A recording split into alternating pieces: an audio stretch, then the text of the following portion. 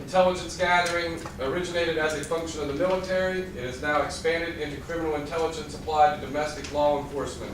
The valuable function of the police agency. You know which agency does this best? At the police level anyway? Dun, dun, dun, dun. Come on, think about it. You guys must not watch the news much. How many U.S. police departments have foreign offices? Dun, dun, dun, dun, dun, dun, dun. How many U.S. police departments have foreign offices? Dun, dun, dun, dun, dun, dun. Anybody got a Google or anything? NYPD. NYPD has foreign offices. They are masters of this, at least as far as local police departments are. There is probably not even any state agencies that do intelligence gathering as well as NYPD. Is there federal? Yes. FBI, DEA, CIA, all those? Yes, they probably do it. But I'm telling you, NYPD does it on the same scale and just as well as those federal agencies do. And they work with the feds. Why? Why is it NYPD though? It's our international port with Europe. And it's often called the world's port. The international city of the world, New York City. All right. Criminal intelligence is the knowledge of past, present, or future criminal activity that results from the collection of information that, when evaluated, provides the user with the basis for rational decision making. If I know how the triads work, then I know what they are capable of and how their modus operandi. What's the new focus today? What's the new threat? Technology. No, gang-wise, we've heard about it. Criminal intelligence, they're talking about MS-13. You guys know what MS-13 is? In the back, what's MS-13? It's like a Mexican gang, isn't it? It's a Mexican gang, organized crime.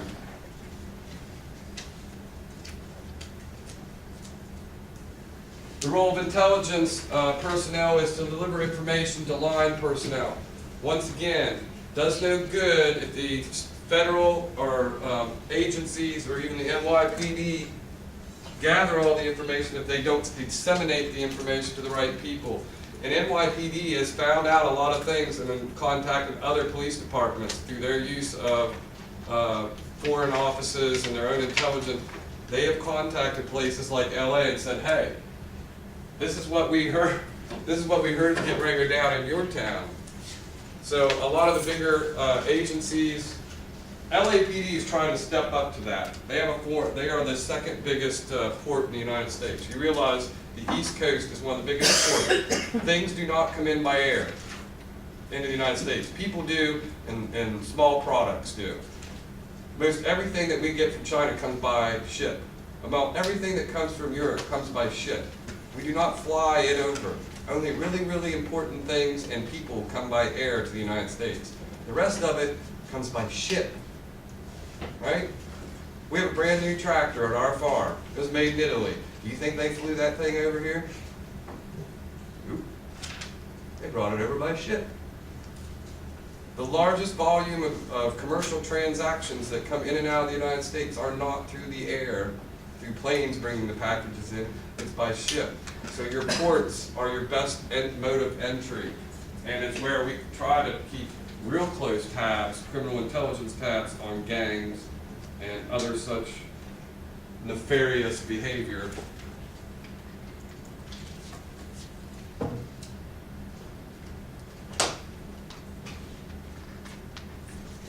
Criminal investigation is reactive in nature.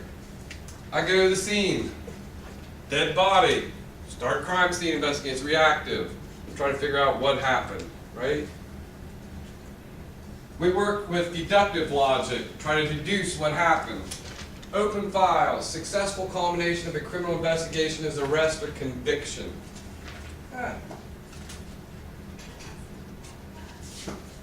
criminal intelligence serves as a proactive function.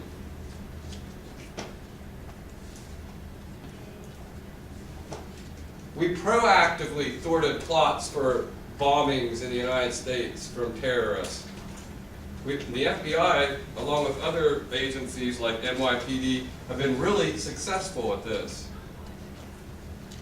And we have some people serving prison sentences or are at the federal courthouse now going through the court system. But we've done a pretty good job so far of being proactive, and we're trying to get better. We work with inductive logic instead of deductive logic in criminal intelligence. The files are closed, and they are separate from criminal investigations.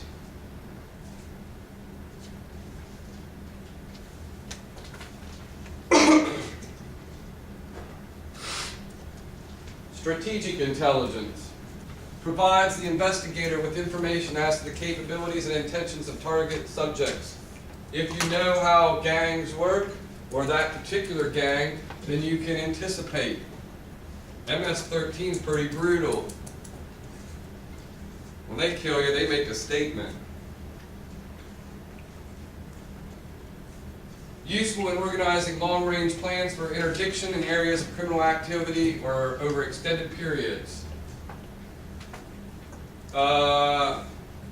You can argue that we are fighting Mexican marijuana coming up to the United States via a border wall right now.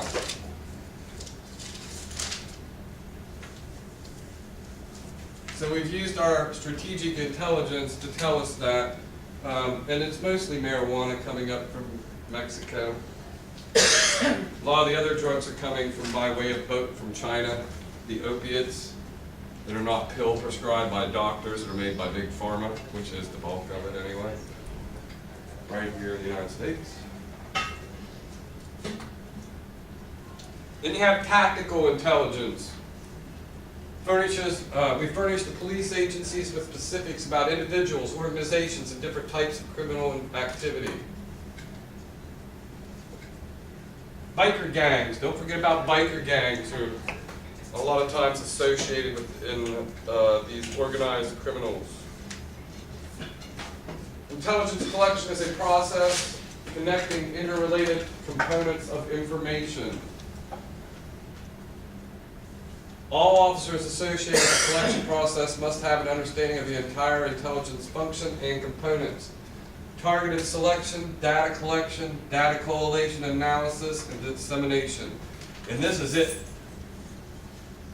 You select your target, you collect your data is collated and analyzed to make sense of it, and then after you've made sense of it, then you disseminate that information.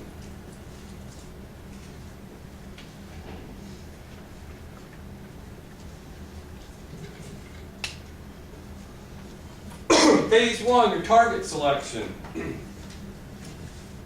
Great success starts with selecting targets in a systematic manner. Does this target conform to the unit's goals and objectives? Does the department have sufficient resources for the operation? What is the suspected or the expected value of the target? Can you see if you was NYPD? This might be one thing. If you're Parkersburg PD, might be completely irrelevant, right? Maybe. Additional factors to consider. Utility. How valuable is the result going to be from this targeted probe? The probability of success, the required resources that we need to collect the desired information.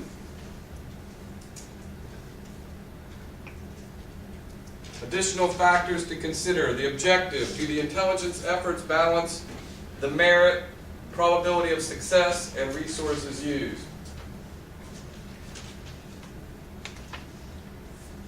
Phase 2, the data collection itself. Collection of information can be done overtly, covertly, or in a combination, and written policy should dictate the type of information to be gathered. Information should not be gathered solely based on race, creed, color, national origin, sexual preference, or religious or political beliefs.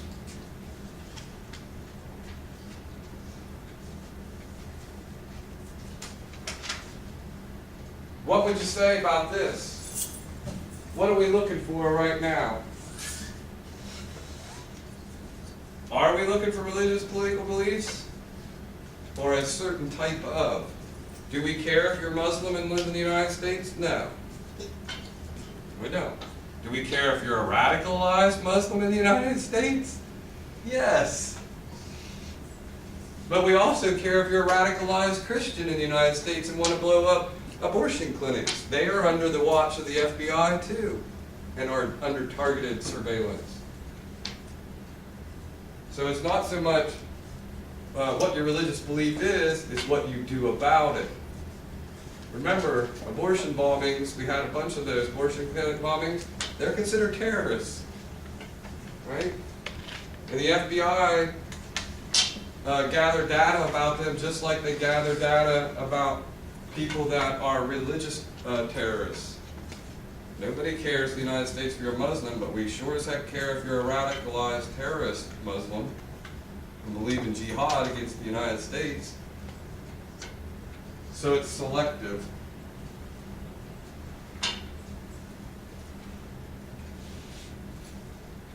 Information is cataloged and stored electronically. Possible targets, target selection, collection, evaluation, analysis, dissemination. But look how they all loop back and start over again.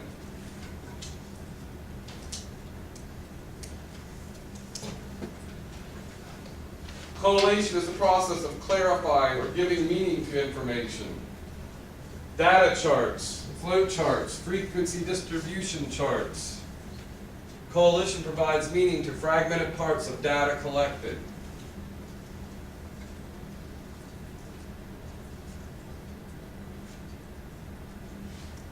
Dissemination is the sharing of the information. Most law enforcement agencies have strict guidelines about releasing information. Analysis takes fragmented information and puts it into a logical sequence that is purposeful to the user. Link analysis charting is a technique designed to show relationships between individuals and organizations using a graphical visual design.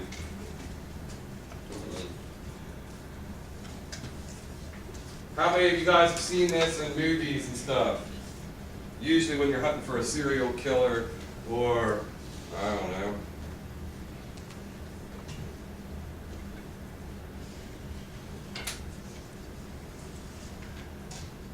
the After 5 bar, the Cloud 9 Tower.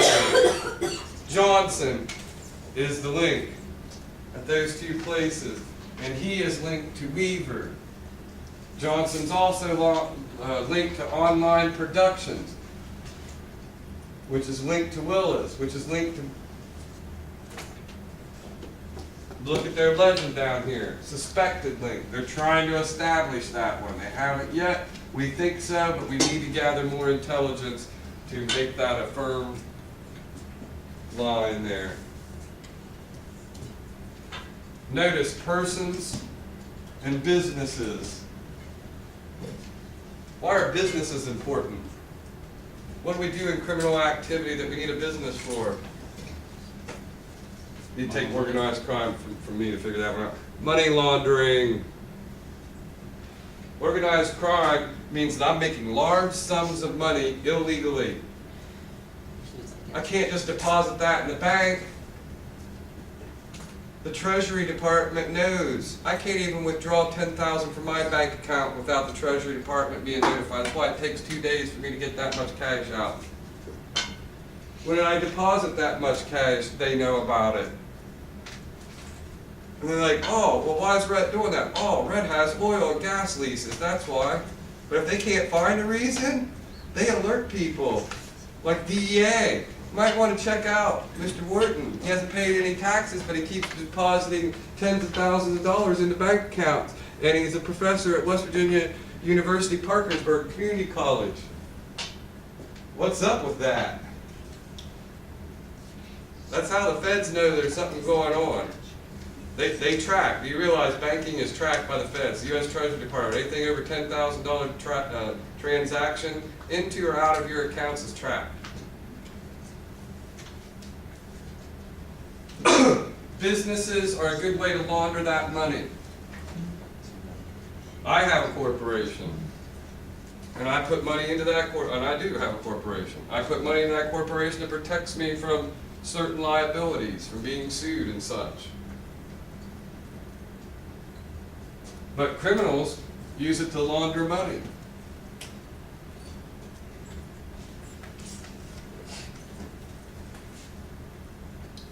Flow charting demonstrates man, is it getting colder in here? Yes. Shush. I've got a suit on, so I should be warm. You shut the door, so all of it's disabled. No, it's still here. I think it feels outside. I opened up the door, but It wouldn't go until you shut it. it wasn't cold till I shut it. Yeah. Flow charting demonstrates a chain of, I could probably even make it more, I could make it draw air from the hallway in here.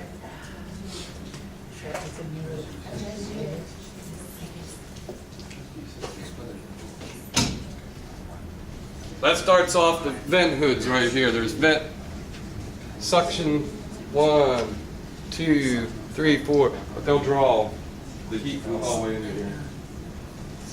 They're fume hoods. Vents. Flow charting demonstrates a chain of events or activities over a period of time. Right? You guys can't even do a timeline without flipping out on me. Like, timeline? What the hell is he talking about? Timeline. Flow charting demonstrates a chain of events or activities over a period of time. Event flow analysis are conducted early in an investigation to portray order of events. Believe it or not, if you want to insert the Russian investigation in here that's going on in the news, whether you listen to Fox News or CNN, pretty much this is what the FBI, this whole PowerPoint I've done, is what the FBI has been doing since like Hoover. And it's what they're doing in the investigation into the Russian incident, and it's what they do. It's what they've done. But it's funny because when I go through here, I keep going back to the Russian investigation, and all of this is going on. And you all have seen bits and pieces of this being talked about, whether it's in Fox News or CNN or ABC. More than ever before, you've seen this kind of stuff being talked about on the national stage. But there's a lot of people trying to cast doubts this way and that and make it real blurry for the public to see what's going on. Event flow analysis are conducted early on. Yeah, I said that one. Commodity flow analysis may simplify the investigation process by tracing the flow of commodities like drugs, money, and arms shipments. If we know it goes from A in Russia to B in Bulgaria to C in Libya to D in Buenos Aires and then to the United States via Florida, right? It's good to know, because we can break that chain at any one point. Develop a plan to break it. All right, you should really read this in your chapter of the textbook. There's a whole 3 or 4 pages devoted to this, right? What time are we done? 15 more minutes? Make sure that you read about the risk projects. It's in your textbook. It's like about 5 pages in. RIS is a nationwide program of 6 regional centers that provide flexible and locally based services to local, state, and federal agencies in all 50 states, U.S. territories, Australia, Canada, England, and New Zealand. That might be the 5 Eyes, people. Have you heard that come up in the Russian investigation? Before now, you've probably never heard of the 5 Eyes. How many of you have heard of the 5 Eyes? You mentioned it earlier in the semester. Huh? I mentioned it earlier in the semester. But how many of you have heard it? Heard it? Speaking. Huh? I'm sorry. Go ahead. Oh, no, I wasn't interrupting, I was just saying. No, you can interrupt. I wasn't. I was saying, you were talking about how those, like, the 5 countries that speak English, so those are the ones that we focus on. Right? But up until this year, I've heard, I knew about it, but up to this year, I never heard on the national news the Five Eyes countries be brought up like in a public way. And it is the five, England, United States, Australia, and England. 1, 2, 3, 4, 5. Yes. We share our intelligence gathering, like DEA, CIA, all that is shared by all 5 of those, and it's called the Five Eyes. Organized crime, we'll talk more about that. But anyway, linked secure means of communication, information sharing, and investigative support for multi-jurisdictional crimes. A lot of organized crime crosses state lines and is much bigger than West Virginia State Police is capable of investigating. If you have large arms shipments, it's not up to a state agency. That's outside of like a state agency to do. If we're talking guns coming from or being taken from West Virginia and sold to Czechs, rebels in golly knows where, right?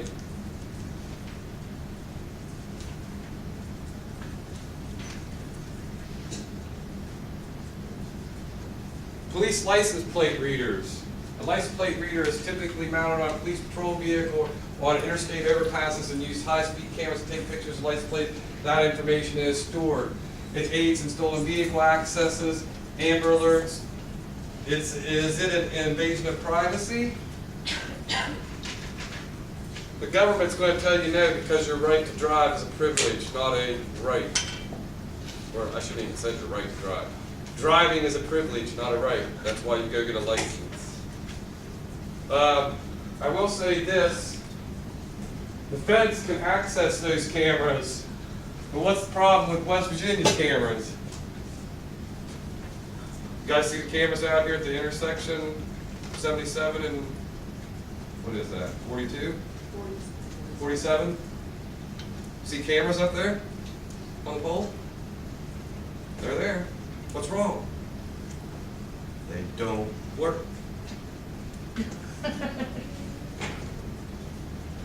In fact, as far as I know, except for around Charleston when they actually put the wires in the guts into them, all the cameras that you see all over the state that are up on them poles are,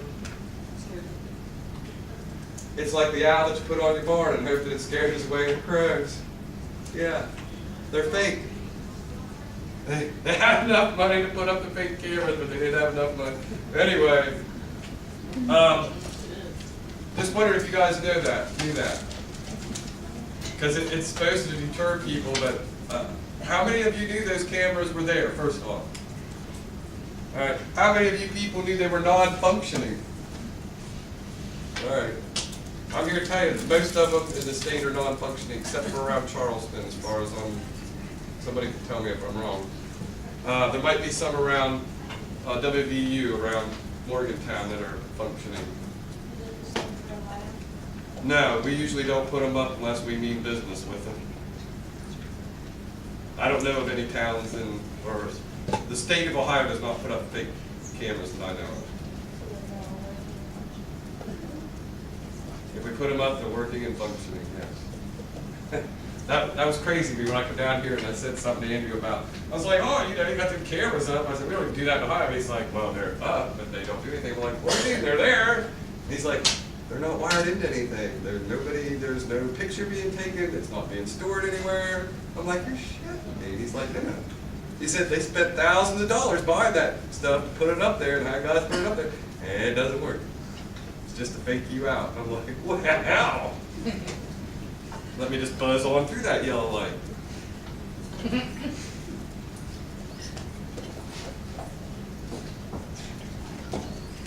All right. Facial recognition technology is a surveillance technology that has the capability to read faces in a crowd, identify a known or wanted person. Need to continue to make improvements on and they are doing it as we speak. And you know who's one of the biggest leaders in it? Cell phone companies, especially Apple, but Samsung as well. They are revolutionizing this, and the government's catching up to use it. But the facial recognition of our smartphones is catching up to this. This is the new thing. Now, you need this in Worth County? No. But would that sure help in Manhattan? Sure would. Because there's cameras everywhere in Manhattan. Barnesville, my little hometown, 5,400 people. We have, oh my goodness, like 10 or 15, 20 cameras up in town now. It started out with just our park to make sure pedophiles weren't hanging out at the little playground, right, in the pool. And now they're downtown and pretty much ring the whole downtown and out on our west side because there's a couple banks and our grocery stores are out there, our business section. And there's a couple cameras. And these aren't just like crappy cameras. I call them the beehive cameras. They're the ones that rotate around. Looks like a beehive or a chestnut, kind of big on top. It's got long. Those are the cameras because that thing revolves around and goes up and down. So those are, and has the optical zoom capability.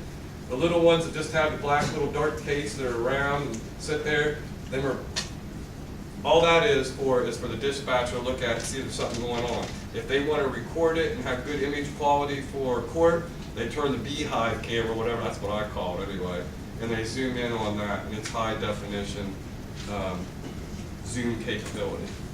The other little camera right beside it, it's just so the dispatcher can see everything at once, kind of, but it's grainy, but then they know where to zoom the beehive camera, because it's pretty focused. Narrow.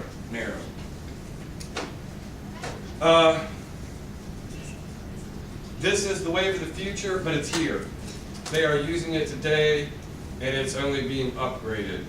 Places like New York City, they are implementing it now, real time. It'll catch on in other cities, probably LA, Miami, other port cities.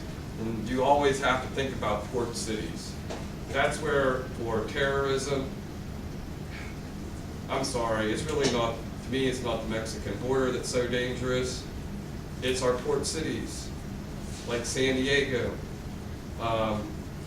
like Miami, like Galveston. Anybody ever been to Galveston, Texas?